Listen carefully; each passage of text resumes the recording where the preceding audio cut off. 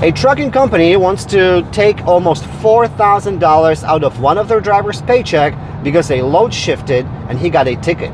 This driver called me asking for an advice, and I was wondering what you would suggest to do in this situation.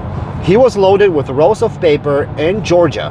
He scaled after leaving the shipper, and he was legal, 76,000 gross, 33.8 on the drive axle, all good. But by the time he got to Joliet, Illinois, he was pulled into scale, and apparently the load shifted because they clocked him at 45,000 and some change on the drive axle, so almost 11,000 pounds over, and he got a ticket of $3,860, almost 4,000 bucks that he has to pay.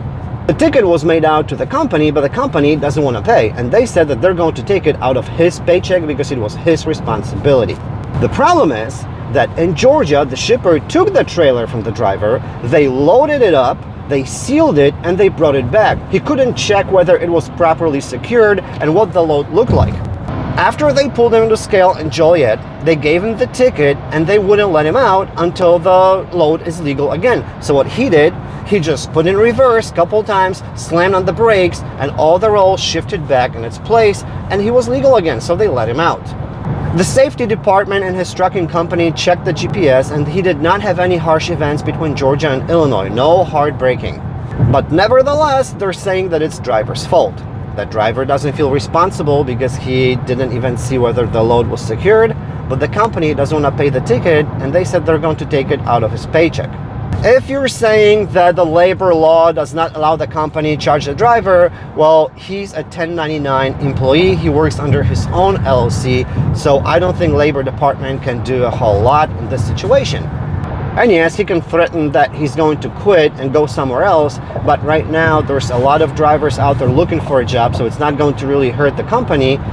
But for him, he will have to look for a different job and lose at least a week or two of work anyways.